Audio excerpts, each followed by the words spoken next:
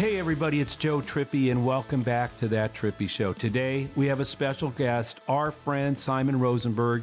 You know what Simon's been up to. Make sure to check out his Substack, The Hopium Chronicles. Always a must read on what's happening in a take that's totally different and I think much more realistic than all the doom saying that goes on today. But we asked him to come on today because the New Republic is doing a series on what Democrats need to do to win in 2024. It's basically a playbook, and Simon wrote a really good piece on the tactical things that the Biden campaign needs to be doing. And it's been a long time since we've had Simon on. I wanted his generally optimistic and positive perspective on where we are. Simon, welcome back. Joe, it's always great to be here. Hey, Alex, you drive the car. Where do you want to get started? Well, I wish we were recording earlier. This is one of the most fun pre-show discussions we've had in a while. That's 10 minutes I'd like to be able to broadcast. But Simon, I mean, we got to start on the positive note because overall things are pretty positive. If people have been reading Hopium Chronicles, which we'll include a link in the show notes, they know most of this. But for our listeners, where are you right now overall? Because we get into your piece later about how the campaign should go big and what we need to do on individual things, but give us some context about what you're feeling right now. Yeah, look, I have a basic take on where things are right now, which is that Joe Biden is a good president. The country is better off. The Democratic Party is strong in winning elections all across the country.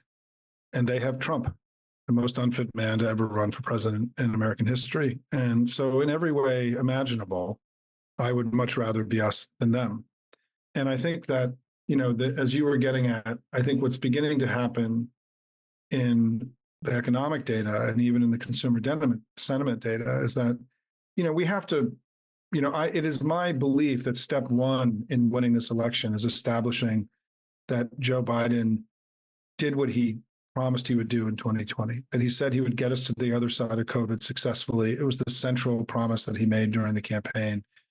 And he has. I mean, our economic recovery here is better than any other G7 country in the world. Stock markets are breaking records. We have the best job market since the 1960s. Real wage growth currently is some of the fastest and most robust that we've seen in modern times. The deficit is trillions of dollars less. He's made these three huge investments, these bills that are going to be creating prosperity and opportunity for the American people for a generation or more.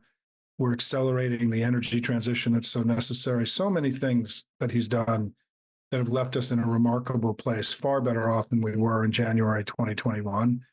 And I think that's really the first step in any reelection, which is, did you do a good job, right? Have you been a good president? I think he has been. And I think we have a very strong case to make. And I think the contrast between his being a workhorse and Trump being the show horse, right? The sort of the freak Trump show, and Joe Biden's, quiet, steady strength is becoming more apparent every day.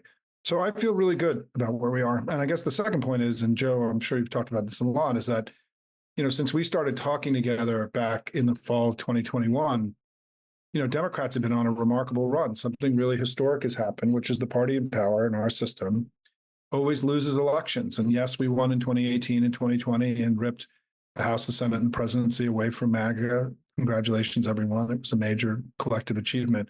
But then something really dramatic has happened that I don't think has gotten enough attention, frankly, which is that we were supposed to get beat in the midterms and then have a bad 2023, because that's the way it always is, right? The party in power loses ground. We've actually gained ground in both 2022 and 2023, something historically anomalous.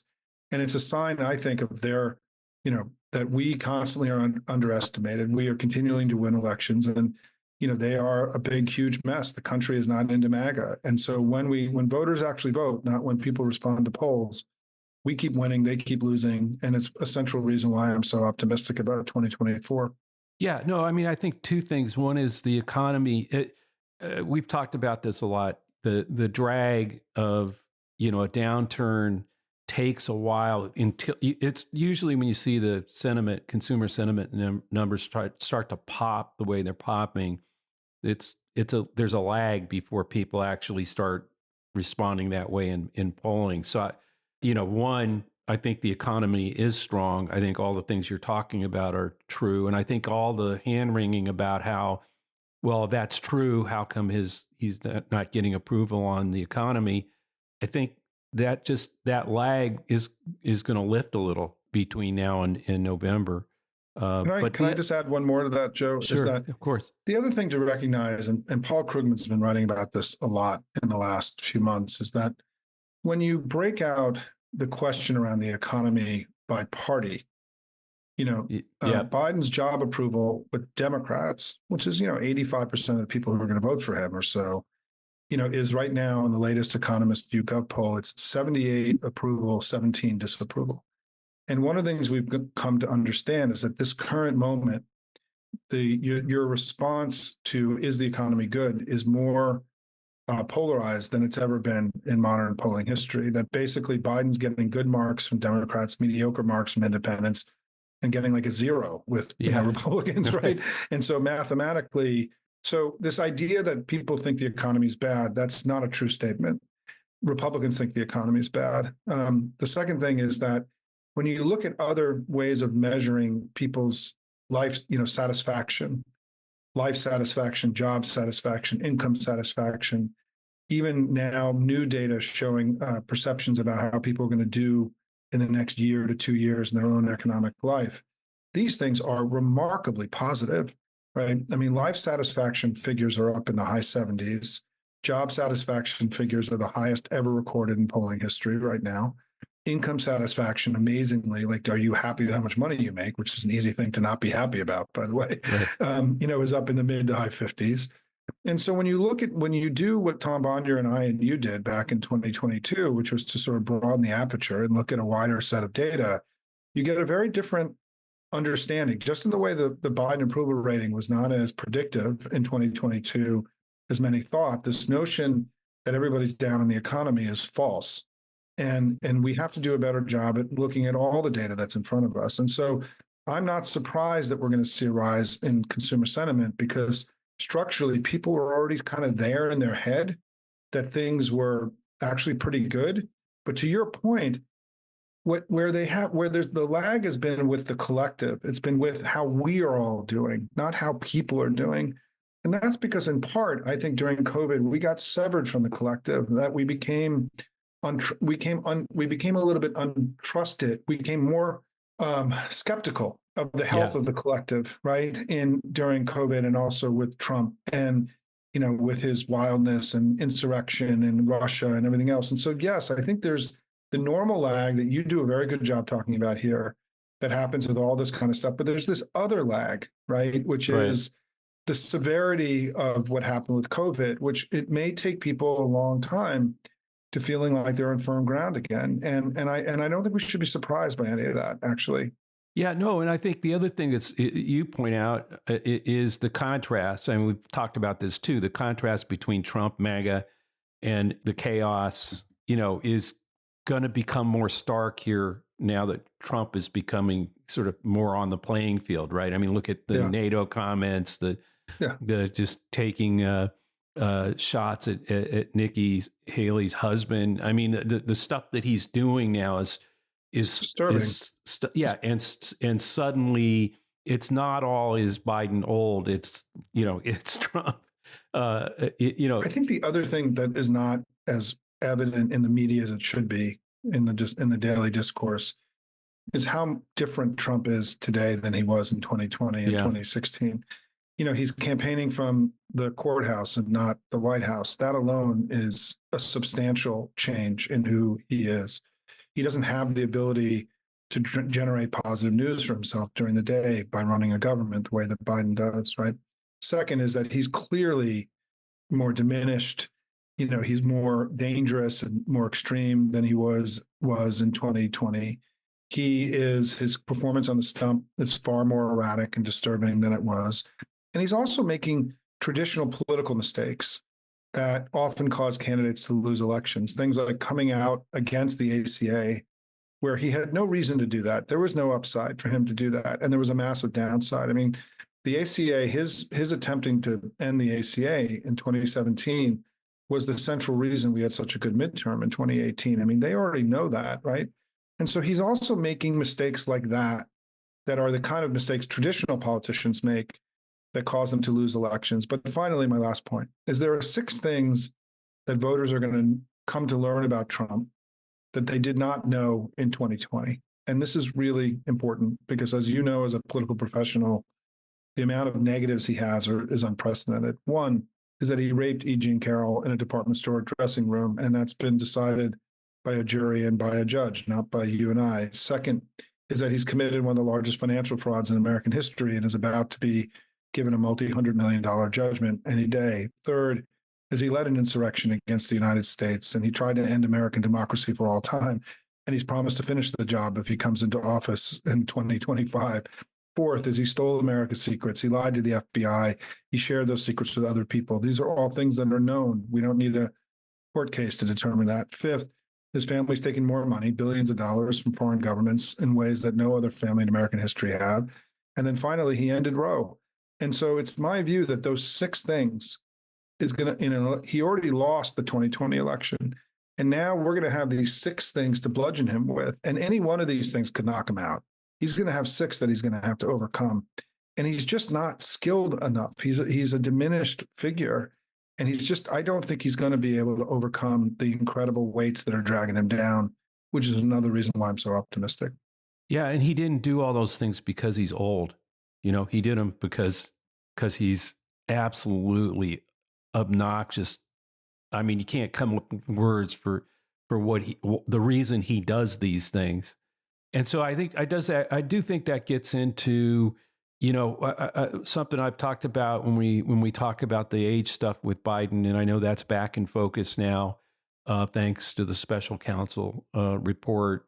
But I think that, all the hand-wringing about it is kind of like missing all these points that we're making Biden has done an incredibly good job. The economy really is strong. He did lead us through the pandemic and get us to the other side. All these manufacturing jobs coming back to the country. But the focus on the age stuff, I think it diminishes what this fight really is about. It's about democracy and the fate of having Trump ever return to the White House. I think what's really happening here is the bias that people have. They're trying to, and a lot of the friendly fire that the Biden campaign suffered, I think, comes from some weird desire to fight a campaign we wished we were in instead of fighting the campaign that we are in. I mean, it's reality that Trump is this, anti-democratic dictator wannabe versus, yes, a well-meaning and yes, old Joe Biden, but he knows what the hell he's doing.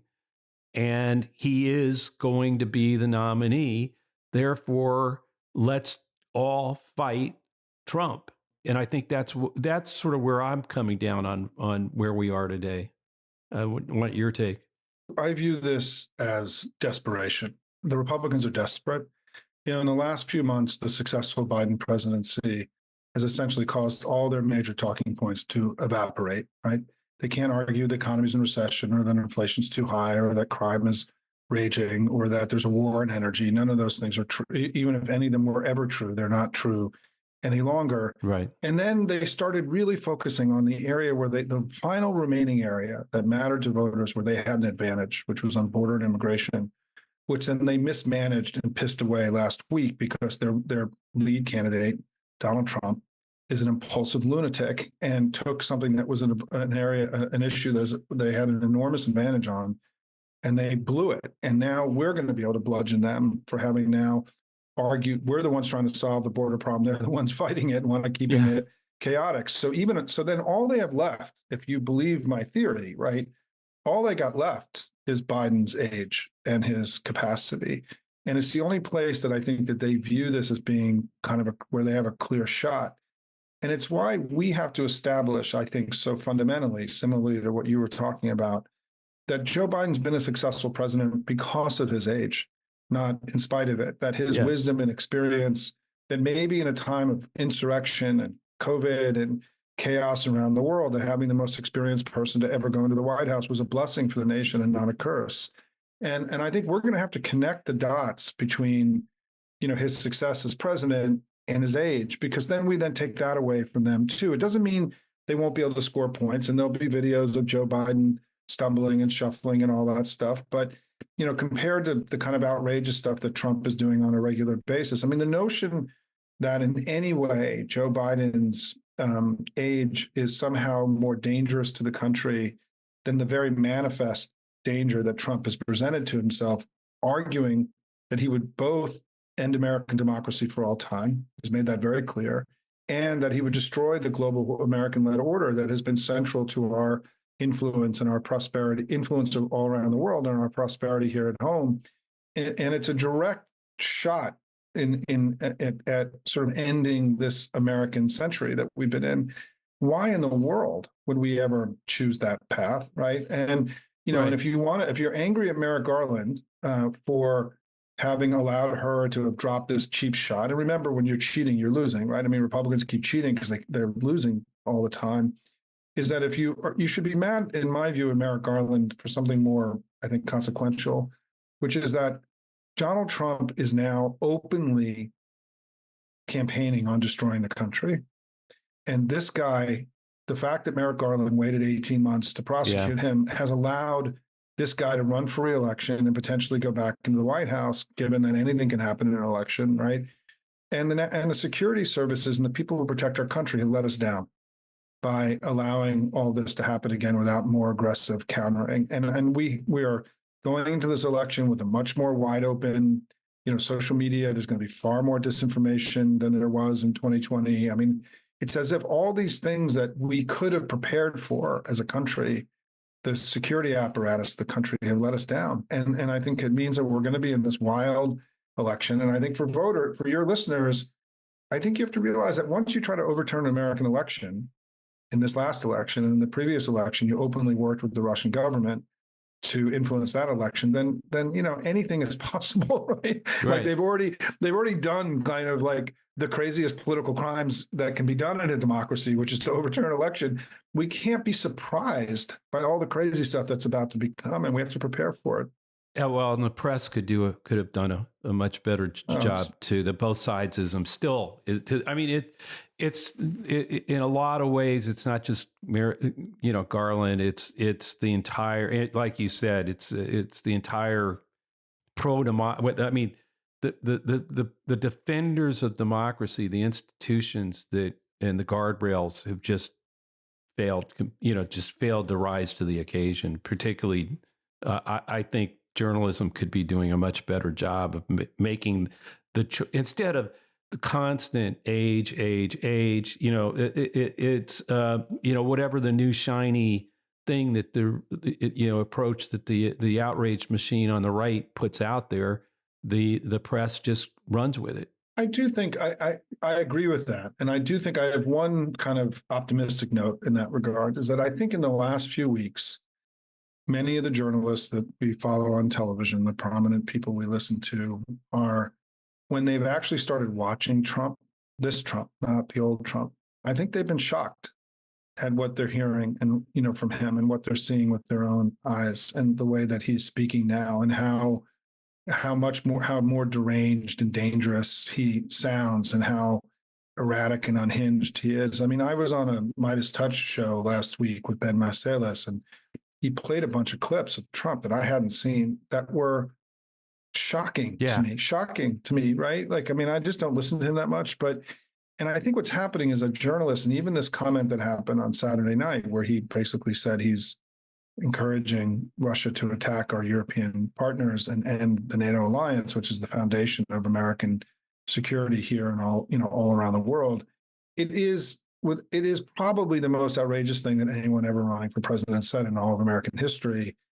And the good news is that it's being treated that way. I mean, I think that, the media is actually really focusing on this now, and we all had to work the refs a little bit and make sure they did. But I think it's getting, it's in the center of the discourse now, in the way that to my optimism too, that I think you're starting to hear Republicans getting asked about, are you comfortable having a rapist, be your leader and be the president of the country? I mean, I think this was a difficult conversation to have among civilized folks a few weeks ago. I think it's now becoming part of the daily discourse. And, we have to just keep working really hard to not let the media go into this place of what I call a conceit, where they have a shorthand and a way of minimizing the ugliness of what we're all seeing every day, whether they call it his legal problems as opposed to all the crimes that he committed, right? Which are different. It's a different way of saying it. Or the fact that it was described in NBC the other day that he sexually abused E. Jean Carroll as opposed to sexually assaulted or raped, right? Right. All of these efforts by the media to soften him down and make it more palatable for their listeners. So they're not scaring people, right? And they're not living in the horror and the nastiness of all this, the awfulness of all this. I have some sympathy for that. But there also becomes a point where it becomes reckless and irresponsible, because our jobs as people who are in the business is that our obligation to the American people is to always tell the truth. It is our absolute obligation in a democracy to be relentless truth tellers. And by sugarcoating or downplaying or minimizing or normalizing what he's doing, you're not actually telling the truth, right? And this is where we have to keep focused on this notion and this obligation that we have to be truth tellers to our fellow citizens. It's what our job is. Guys, I do want to get to some of the tactical stuff, Joe, you talked about at the top, and Simon, how should the Biden campaign be looking to implement some of this and make sure that contrast that we keep talking about every week, the economic message every week, how do we make sure voters know that when they're going to go pull the lever?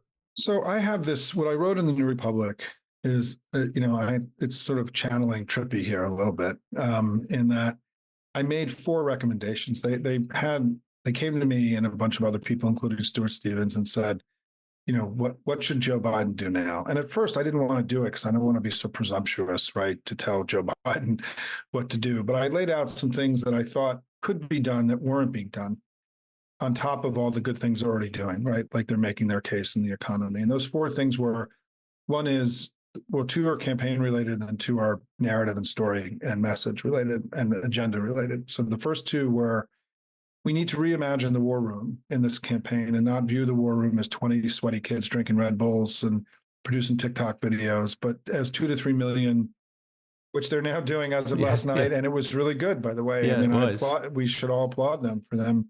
The digital team has been let loose and they're getting it done. And I'm really proud of them. But to think of it as 2 to 3 million people wired together, very much the way the Dean campaign was, now, Joe, hard to believe, 20 years ago. Yeah, I know. And to ask the 2 to 3 million as I call them, info warriors, to recognize that if they can reach 10 people a day through their networks, that allows us to reach 20, 30 million people. And I think that the way that we start closing this loudness gap with the right is that we have to ask the American people themselves to do more, like creating a victory garden, an information victory garden, right? Where people are taking more responsibility for engaging in daily discourse, not just in campaigns, which we've gotten very good at, but in the day-to-day, right? And we can talk more about that. But the campaign has to design a campaign where when they understand who is working for them, it's not the field organizers in Michigan and Pennsylvania. It's 2 to 3 million people who want to get up every day, as Joe did, wired people into the campaign and ask them to amplify the message of the campaign. The second is, we need to build an unprecedented youth effort. I think our opportunities and challenges with young people are unprecedented. I've called for building a campaign within a campaign that allows recognizing that young people live in a completely different information universe than older people. I don't think the youth campaign should be something that is derived from the overall messaging. I think it needs to be distinct and different and allowed to sort of go out and innovate and create something that's never been created before. And I think Trump is further away from young people than any modern Republican. And I think our opportunities are unprecedented there. And then finally, 2 quick points. One is, I do think that as Joe Biden starts to lay out his second term agenda in the coming weeks, He should say, hey, look, I had one existential challenge when I came to office that was getting us through COVID. I did that successfully. Now I'm going to spend my last second term really grounding my second term in these two other existential challenges we face, which is saving democracy here and abroad and fighting climate change. And then finally, two smaller issues that I think are important. One is running on and developing a big reform agenda where he says, I'm going to use my age and wisdom experience and all my years here to clean up Washington in a way that nobody who hasn't been here as long as I have will, and to really mean it and to try to really attack the corruption that's been exposed in recent years and to speak to the independent voters and young people who have deep skepticism about Washington. We need something that's big and bold and aggressive about how we're going to clean up the political system. And then finally, again, consistent with his age, right? I think we should talk about tackling declining life expectancy in the United States, what it means that people are living longer in their lives and can contribute for longer periods, and to really rethink the questions around age, lifespan, health, living good and satisfied lives, and create an interesting conversation that is next generation post-ACA about how do we live well, not just, and how do we tackle what I think is a central challenge we have as a country, which is that we have declining life expectancy in the United States while it's rising virtually everywhere else in the world. There's a lot of reasons for it. Fentanyl, lack of insurance.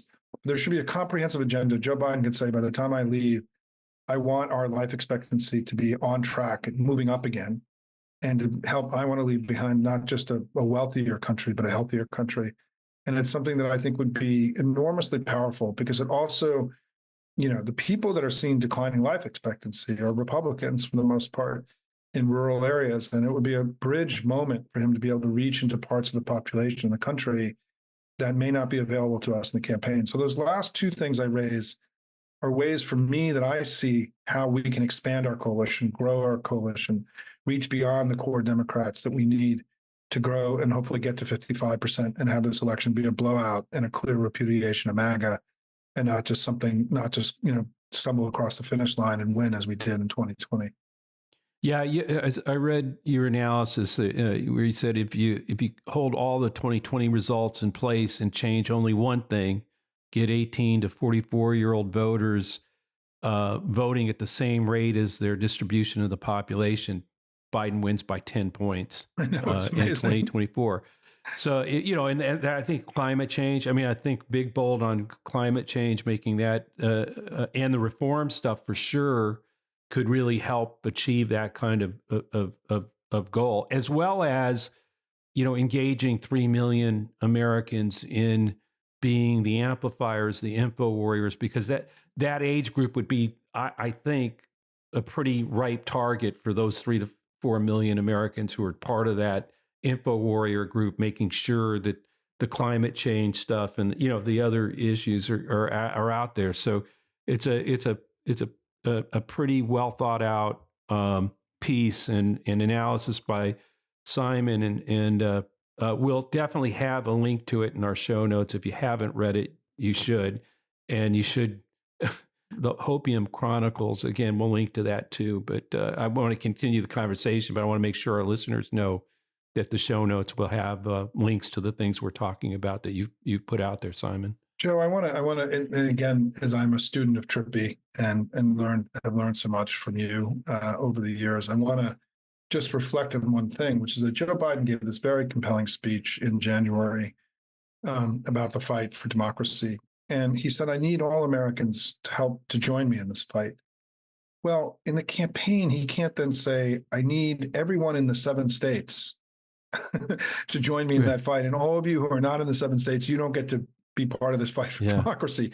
I mean, if this is this existential fight, if 2024 is this existential fight, then he's got to create a campaign that allows everyone to actually go fight with him, regardless of where they live. And the truth is, with Zoom now and remote texting and remote phone calling and postcarding, there have been innovations that have allowed people to, no matter where they live, to participate and work in swing battleground areas. It's one of the reasons we've been winning elections all across the country, because we have 4 million donors in the Democratic Party, and there are 4 million people already taking action on our behalf. And I think that if we can get half of those people to take more than an act of donating $25 and to become info warriors, to become, as I say, proud patriots who love their country and are taking this fear they have of their democracy slipping away, and they're going to work, they're putting the head down. And we now have the biggest and strongest grassroots that we've ever had in the Democratic Party. And it's why we keep performing at the upper end of what's possible, is because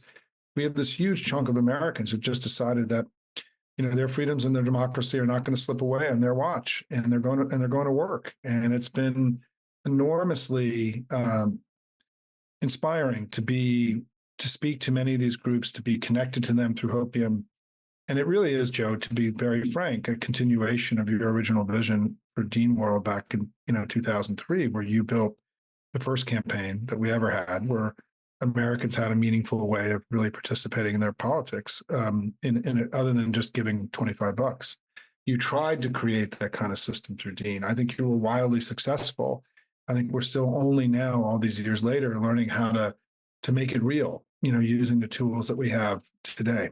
Yeah, I still think that too many on the Democratic side learned from the Dean campaign that emails can raise money, and not didn't grasp enough of that idea of info warriors, of of empowering the millions of people out there to actually be connected and engaged in the campaign and be part of it. And so I do think the one thing I did want to ask you, though, because we haven't touched on it, is because we've talked about it in one of the groups we're in that you put together of people who think about this stuff. There seems to be that suddenly the Republican Party can't raise hard money. I mean, it's just in some kind of bind where the big donors that they count on are not necessarily coming through, and they didn't. People are just they're just starting to have money problems, I think. Well, this is really significant, and it isn't. Again, this is like one of these stories that is not discussed enough. Is that in 2022, when you and I and Tom Bonnier and others were saying, I think Democrats were going to do better than everybody thought. One of the reasons why I thought that was that if you looked at where fundraising was as of June 30th in 2022, our candidates in the battlegrounds had a 4 to 5 to 1 cash on hand advantage over Republicans. We've never had that before. And the Republican candidates, in part because I think the traditional grassroots funding base of the Republican Party is not MAGA, right? I mean, there's been a hostile ideological takeover of one of the two political parties. And what's happened is that the MAGA-led Republican Party can't win elections, can't raise hard dollars, has candidates that are way out of the mainstream and can't pull their coalition back together at the other end, right? They bleed Republicans and voters either into not voting or voting for us. And that MAGA just doesn't work as a political project for a party that was the party of Lincoln and Reagan for so many years. And that what they're left with, and what you're seeing is that they've become more reliant on a couple hundred oligarchical donors. And we've become more reliant, in the great vision of Joe Trippi in 2003, on everyday people for our labor and our money, which has further aligned our politics with the middle class and everyday Americans and patriotism and love of country. And it's further pushed them into a place where they're more reliant on a couple hundred oligarchs. And it's manifesting in the actual politics of the two parties, right? I mean, we are a party fighting for democracy with millions of Americans going to work, as good, proud patriots who are doing their work, and they've become more reliant on a bunch of a couple hundred oligarchs, and as evidenced even by the ridiculous RFK ad that aired in the Super Bowl, which, by the way, he's already denounced, right? So within the last 3 days, if we can just mention what's happened with this ridiculous candidate, RFK, one is that this super PAC was on Friday, the DNC filed a FEC complaint against the super PAC because the super PAC was starting to do ballot and trying to work to get him on the ballot in various states, which is blatantly illegal. And, there's certain things you can do with super PACs, other things you can't, right? This is one of the things you can't do. The campaign actually has to do this. So this Kennedy super PAC was already operating in this lawless, illegal, lunatic MAGA fashion. And then 3 days later, Kennedy's got to denounce his own super PAC and apologize to the Kennedy family.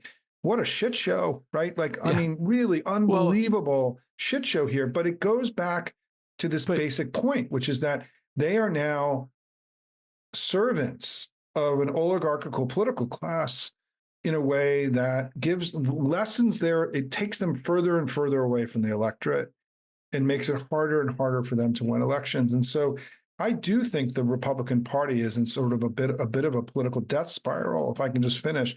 One is that, Trump led a party-wide effort to overturn the election. There have been now dozens and dozens of prominent Republicans indicted all across the country, particularly in battleground states. The RNC is broke. State parties are collapsing all across the country. Their candidates in the Senate races are not raising any money, and our candidates are raising huge amounts of money, right?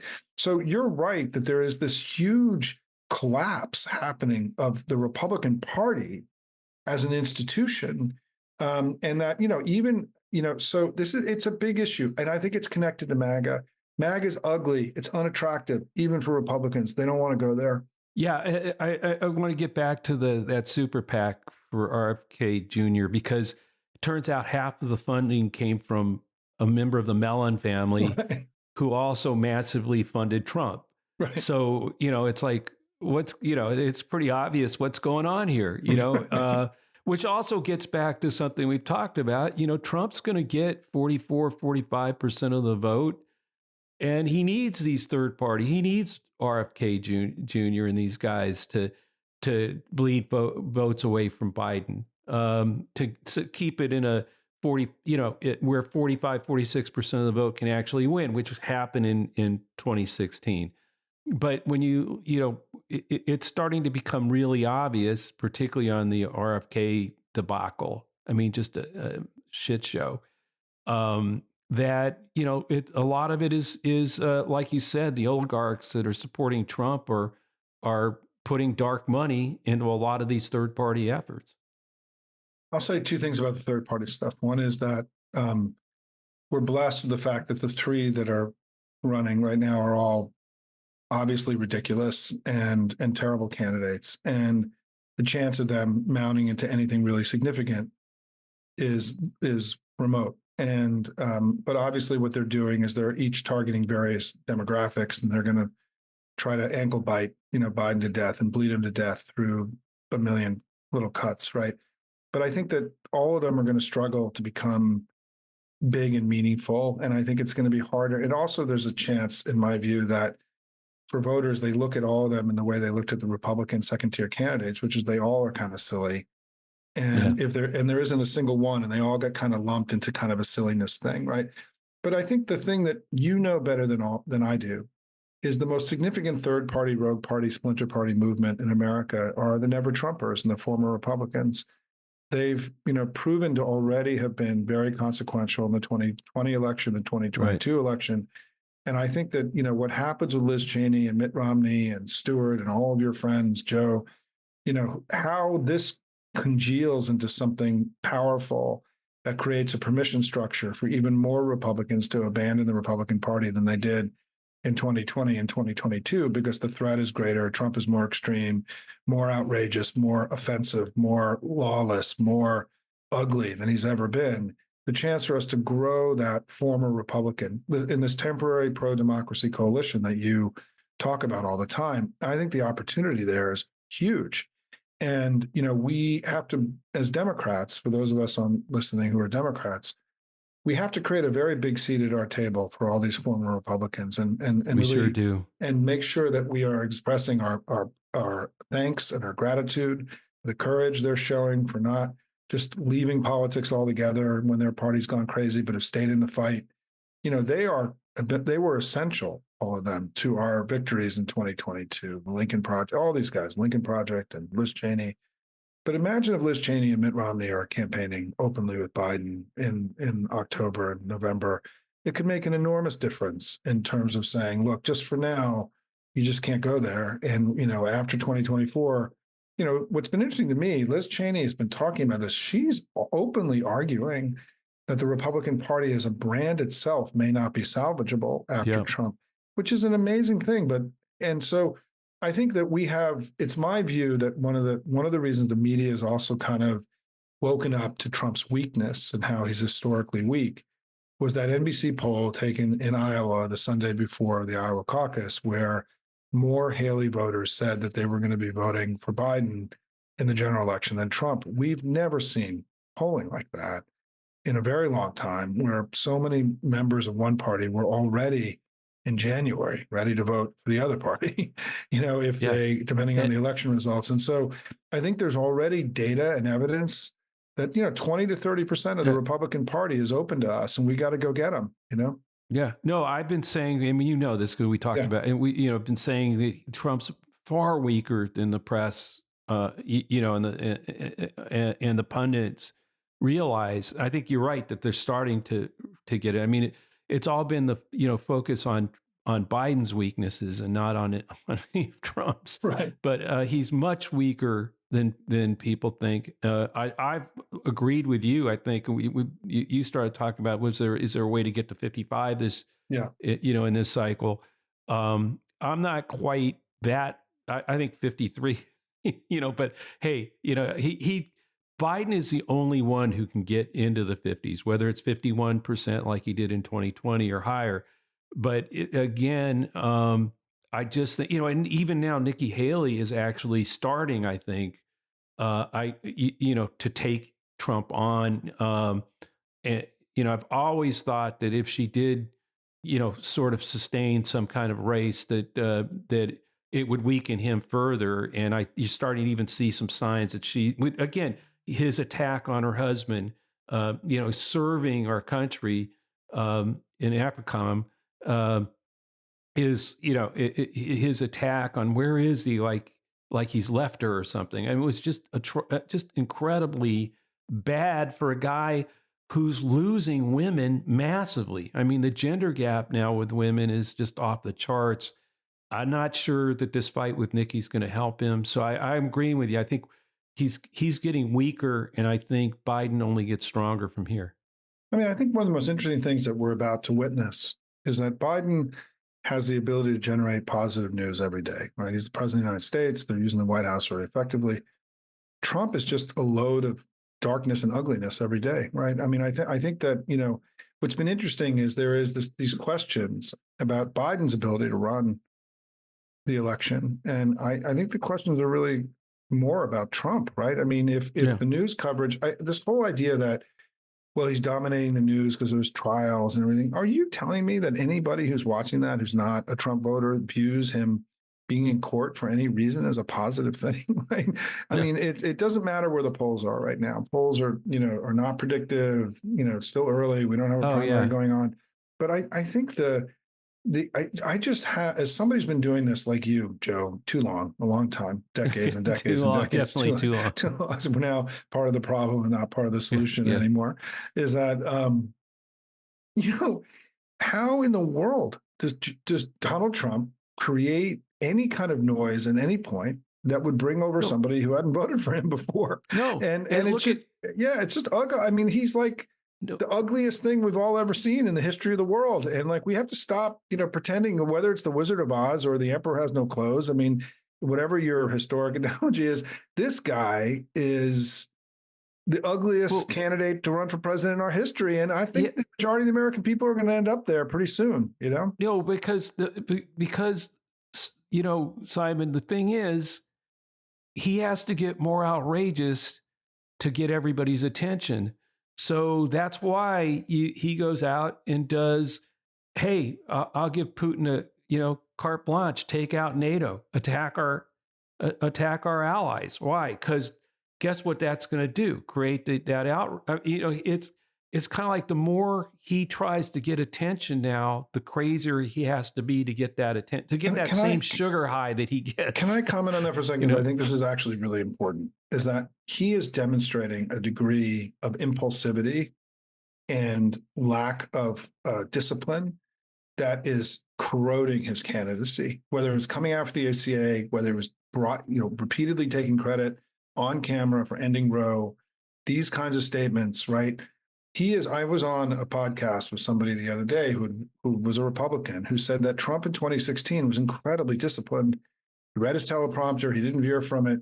Now, because he's, I think, in significant cognitive decline, his impulsivity or the amount of drugs he's taking, whatever it is, right? His impulsivity is become dominant, right? It's become, and he's not disciplined and he's saying crazy stuff and he's doing crazy things. I mean, he's doing things that are going to make it, like I said, coming out against the ACA was an impulsive mistake.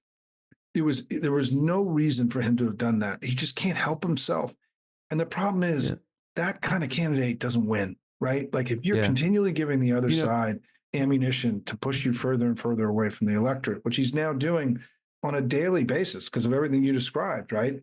Is that he's now not just being outrageous, he's being outrageous in a ridiculous and damaging way that is hurting his candidacy. And it's why when I look at this, right, I'm like, we're going to kick his ass this year. I mean, we should kick his ass. Yeah. And I'm not scared of him. We all have to stop giving him power over us that he doesn't have. One of the things that brings up is early in this campaign year, I thought of an old slogan that in Tom Bradley's race for governor of California. We lost it, but I was the deputy campaign manager. But I think it really applies to Joe Biden and might be the sort of the experienced old guy thing. It's Joe Biden doesn't make a lot of noise; he just gets things done, and that's what the slogan was. And it's like he again, in contrast to the noise and the chaos of Trump, our guy doesn't make a lot of noise. He just gets things done. Yeah, he's old. Yeah, he's well-meaning, but guess what? Yeah, and you don't see him screaming all the time. He doesn't make a lot of noise, but he gets it done for the American people, the economy, the job. I mean, the job creation. I mean, the thing you pointed out long ago and keep doing every month is the number of jobs under Democratic presidents that have been created, and like the abysmal numbers for Trump being the only one who lost jobs on his watch. It's just but I mean, he does deliver, he does get it done, and now he can get it done on climate. That's what I'm saying. I think there's something to that. Well, let's tie this back to the question that Alex asked us earlier, right? Which is that what you're saying is really important. And if 2022 was an election where all the incumbents won basically everywhere, the party in power won, incumbents won, governors won all across the country. Most governors' approval ratings are over 50, which is highly unusual. Most senators are over 50, which is also highly unusual. There's not a throw the bums out kind of mentality right now in our political system. And if you listen to Trump, right, the essential argument they're making is that Joe Biden created recession and high inflation, failed president, so we need to change course. I think that the impulse of the electorate now is opposite of chaos and change. They want, we had the chaos of COVID. We're still getting back to the other side where, it's like the end of World War II. And the Republicans are misreading the room. They've been misreading the room for years on this, I think.